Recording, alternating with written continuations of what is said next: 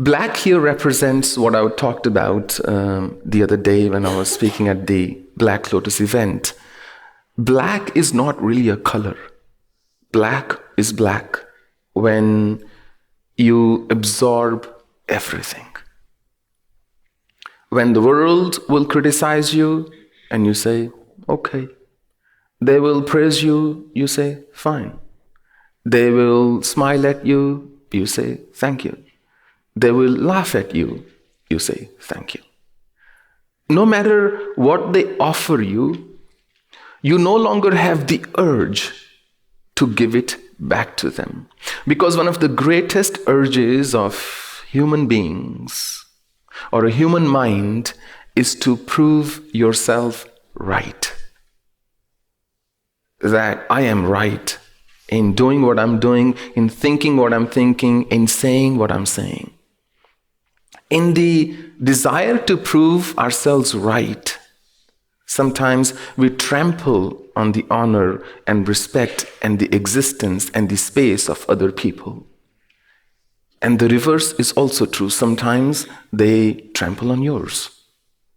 But it's not needed. Somebody who has gone past the 5, 4, and 3 aspects of Devi now remains here. But here, though the color is black, they've learned to absorb. They know I don't have to process it. I just have to absorb it. But still, the Devi has 2 faces, which means they are still caught up in the duality. They are still between you and I, us and them, this world and that world, an external manifestation, an inner world, the God and a human being. There is still that duality that exists. This was Parshurama's 2nd stage when he saw a vision of the goddess. There was still a perception of duality, a perception of more than one. That oneness isn't still there, which means you're still absorbing, which means you're saying somebody is saying something to me. In other words, I'm still thinking there is somebody else other than me. That somehow the world is different, that somehow the other person is not the same as me, that somehow there is a distinction between them and us, others and myself. In reality, though, ekam brahma dvityam nasti. There is no second here. It is the illusion of the ego when it separates our body from others, from the other aspect of existence. Truly, we are cells floating in this hall right now. And we are cells floating in this city, in this country, on this planet, in this universe. But due to our ignorance, due to our conditioning, due to maybe even our evolution, we start to see others as different from us. And the moment I see others as different from me, I set upon a very dangerous journey. A journey where I start to think that my happiness is entirely dependent on what I do and what I have. And the key word here is have. We equate happiness with having. Do I have a family? I might be happy. Do I have a car? I might be happy. Do I have wealth? I might be happy. As opposed to being. We've become human havings and human doings as opposed to human beings. The entire focus is on doing and having, and not on being. Can I be happy in the current situation? If I cannot be happy in the current situation, I cannot be happy in any given situation. I may be more prone, I may be more inclined to a certain kind of life because it's always more comfortable to cry in a Mercedes than to sit on a bicycle and cry. But still, it's not that your tears will turn sweet if you're crying in a Mercedes. They will still be salty. Nobody wants to see anybody's tears. Nobody wants to see or hear anybody's grief. So here, the interesting thing is, prior to this, and I've written about it in my book on Kundalini, and hence I didn't go in the detail, Devi is always carrying some implement. She's always carrying some kind of weapon, whether it's the root chakra or the sacral chakra or the solar chakra. She is carrying some kind of weapon. Because as long as I'm involved in engaging my organs to receive information and do something, as long as I'm caught up in my pursuits, worldly or otherwise, as long as I'm governed by the three modes of material nature, I am fighting some kind of battle. And why do we fight any battle? Because a battle ought to have one of the three outcomes. Either you win or you lose, either by force or you concede your defeat. Or the third is both of you withdraw because you no longer have the resources or the energy. Similarly, until we are at the lower chakras, we are constantly battling, hoping to gain some victory of some kind.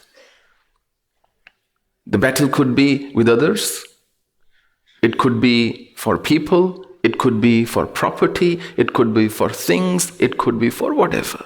It could be for liberation. It could be battling with yourself, with your tendencies, with your desires, with your addictions and what have you. But here, when you get to the heart chakra, you have already risen above the three modes of material nature. You figure out that I don't have to always be in a combative mode. That this life is not a battle. It's not a war. It's not a problem. It's just a blessing. Sometimes we don't realize it, but ultimately that's what it is. Therefore, the Devi here has let go of all kinds of external weapons. She is only holding or showing her teeth, white teeth, radiant teeth, a ray of hope in darkness. But she is black in color, firmly situated within herself, no longer feeling the need or the urge to prove herself right.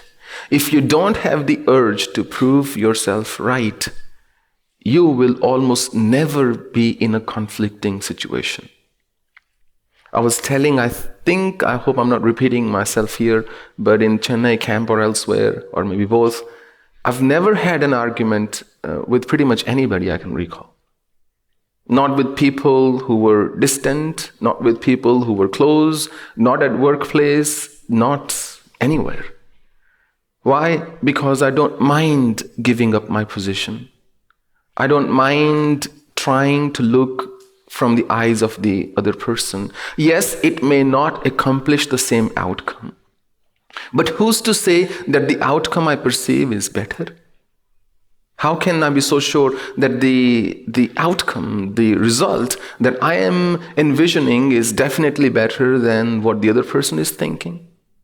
Even with my own parents, I never had an argument. In fact, with my father, I once had an argument, and only once. And this body is 39 years old. And only once in 39 years, I had an argument with him. It was when I was born. I said, "Why did you do that for?" I'm just joking. So this argument happened. This was the entire argument. And this happened in English, so I'm not even translating it.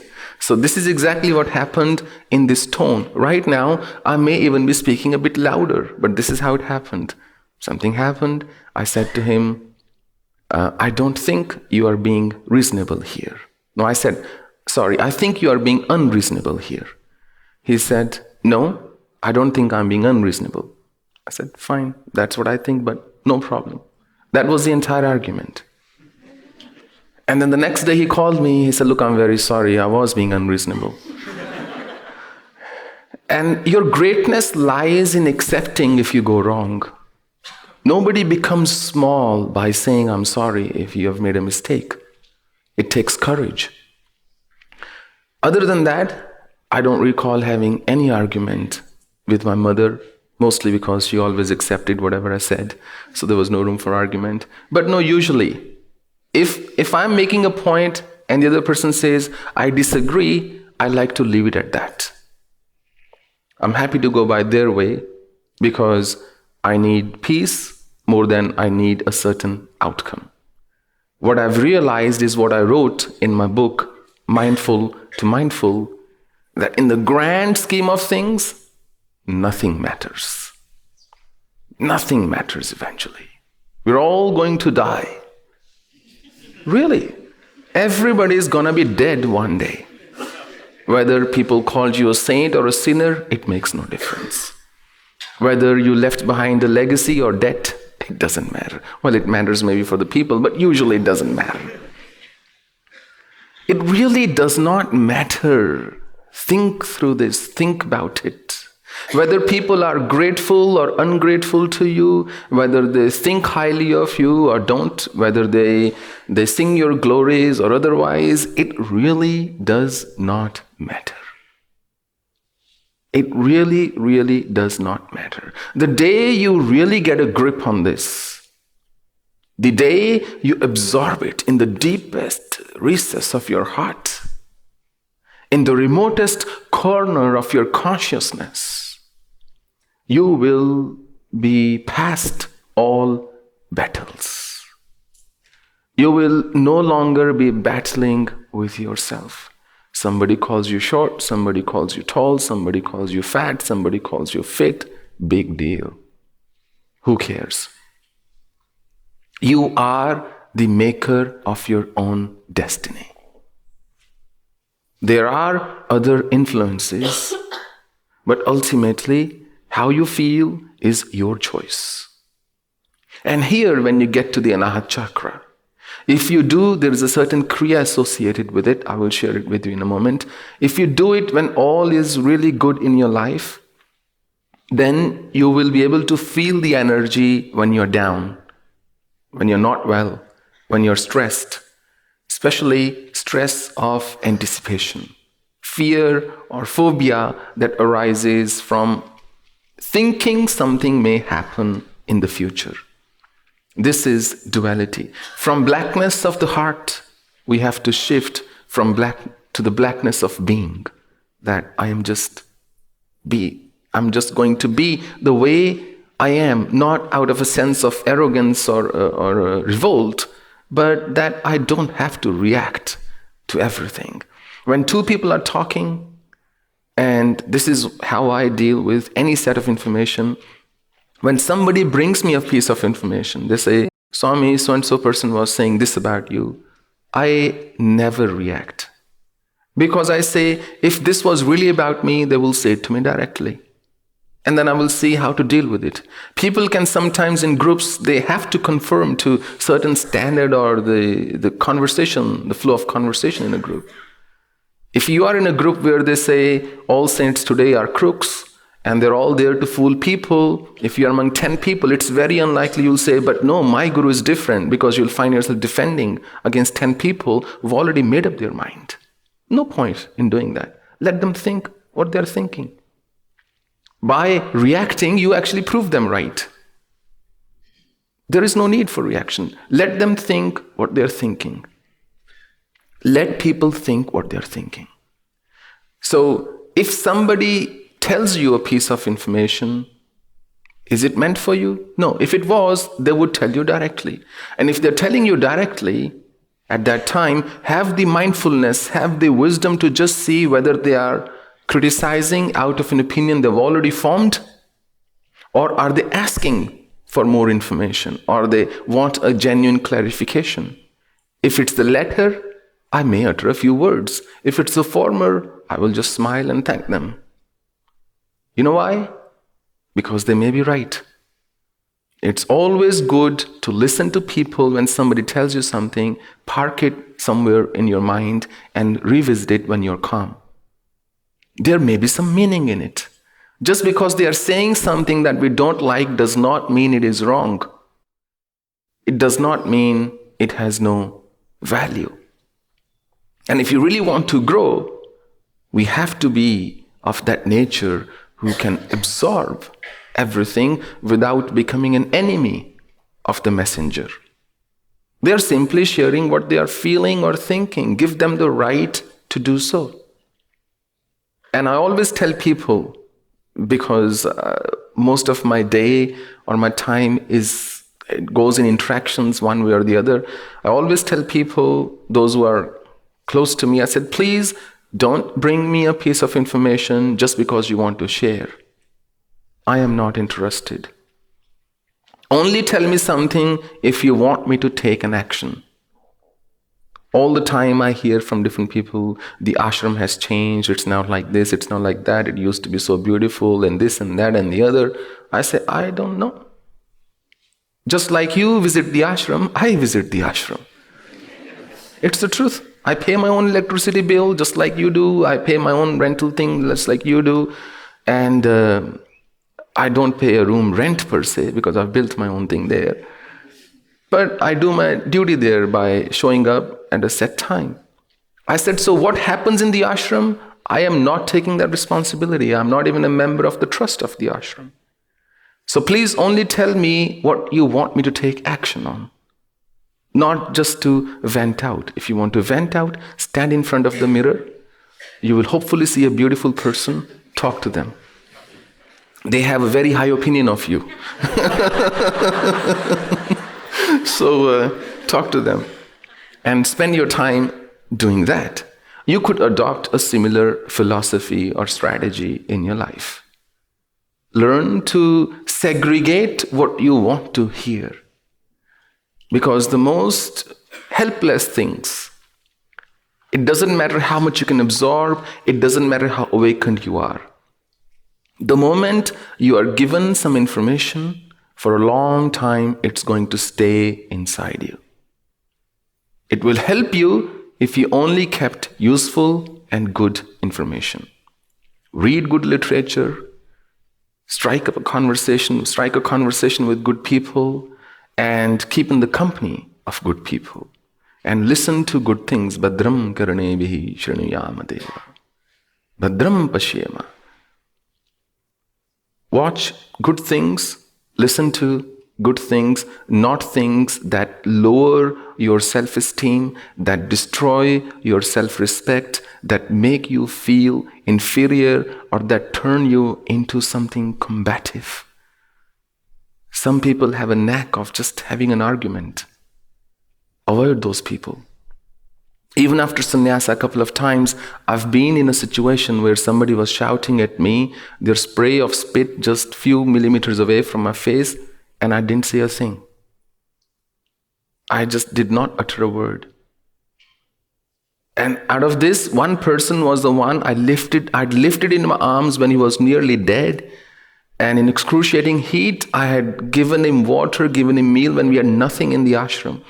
And we had moved heaven and earth to save this old man. And a year later, there was a scene where he was shouting at me.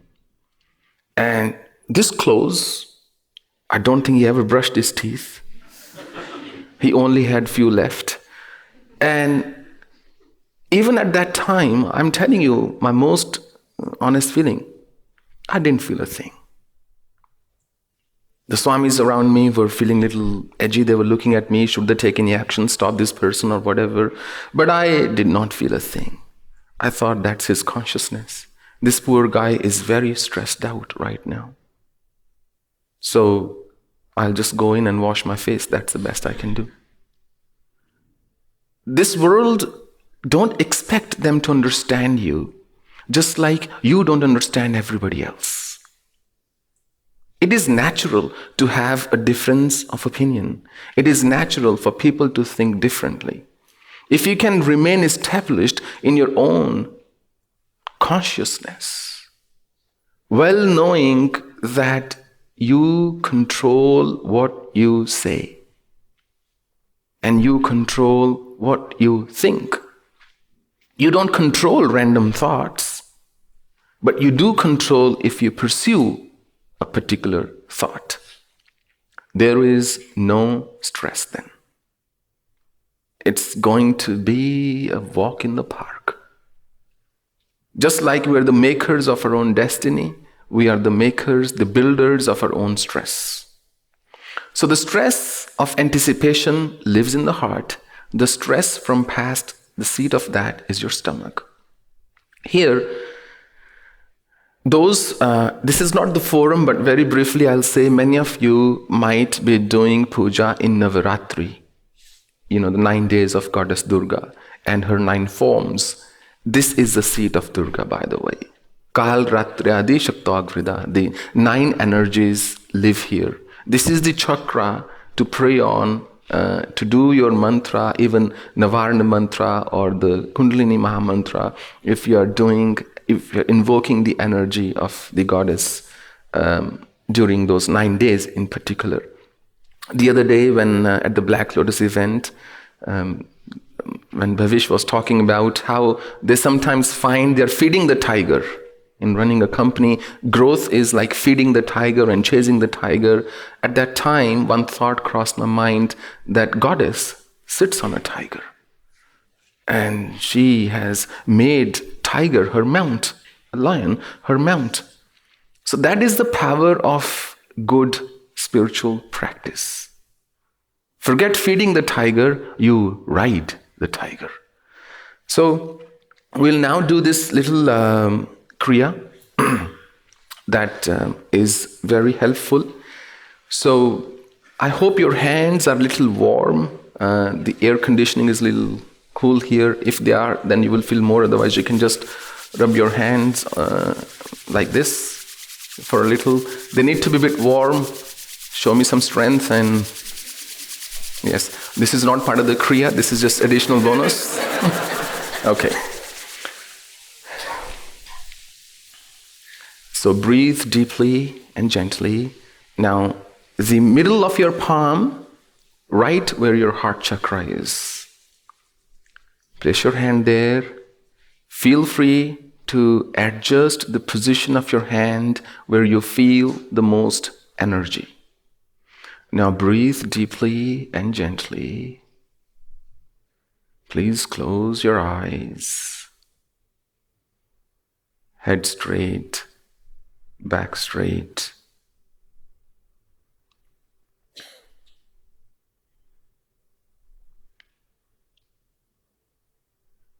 Mentally chant the Kundalini Mahamantra about 5 times.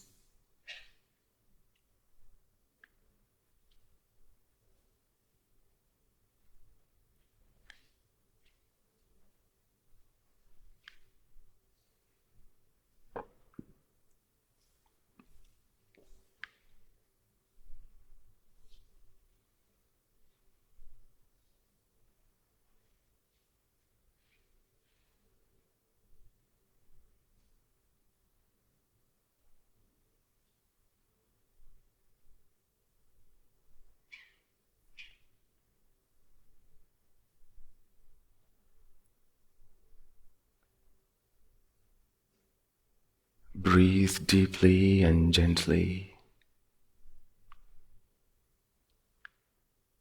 Feel the warmth.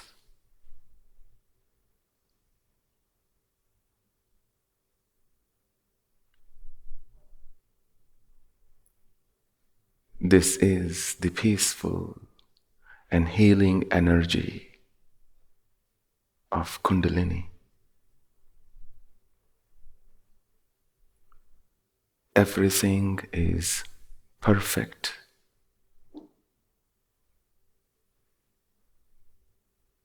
Life is exactly how it should be. There is no stress, no fear.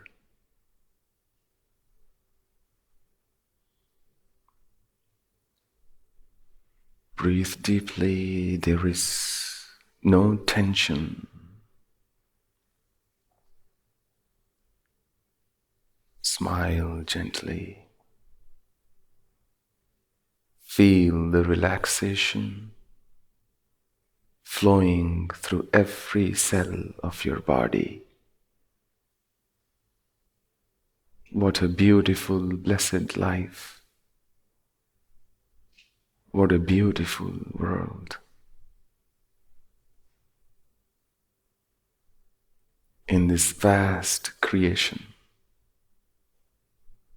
in this infinite universe,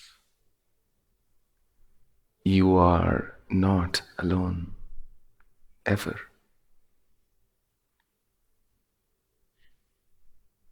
Because you are the only one there.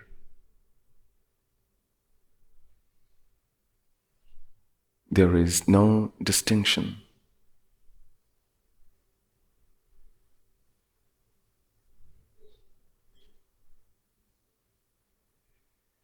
You are your greatest friend.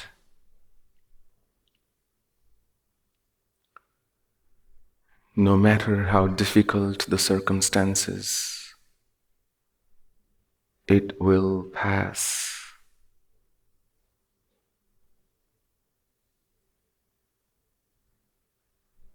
Night must give way to the dawn.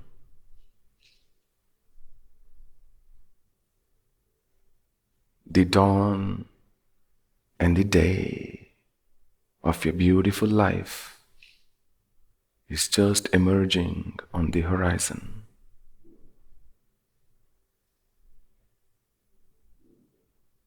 There are no worries, no pressure,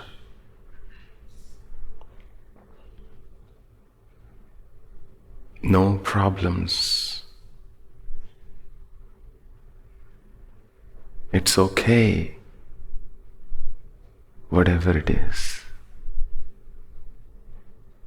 Everything's going to be all right.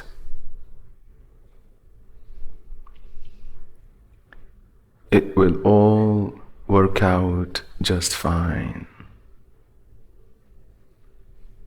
Breathe deeply and gently. Feel the flow of energy. What a calming feeling this is. What a perfect moment to be alive. Whatever lifespan I have, I will lead it with gratitude and grace. There is no fear because there is nothing to be afraid of.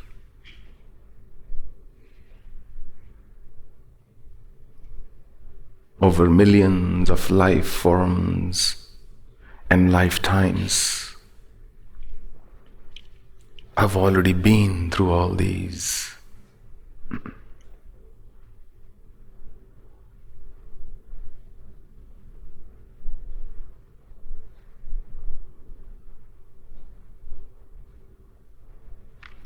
I am okay. Life will be okay.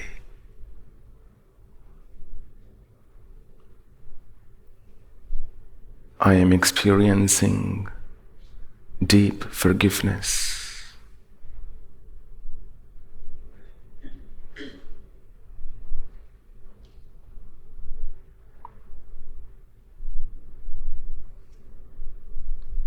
There is no guilt,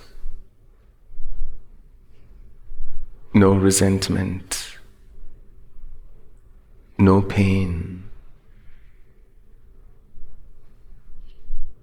no stress, no tension. Breathe deeply and gently.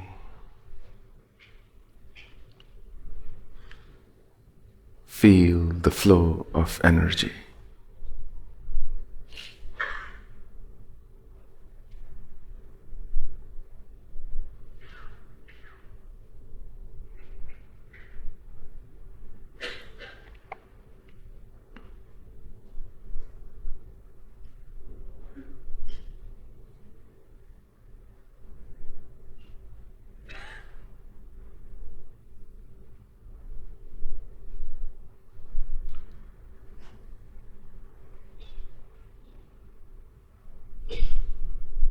10 seconds more.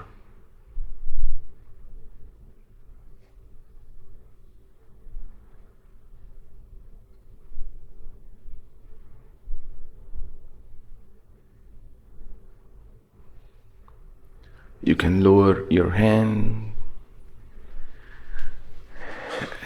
and breathe a few times.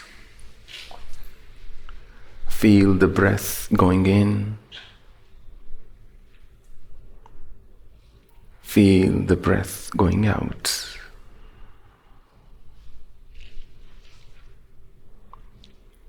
Beauty, bliss, and positivity going in.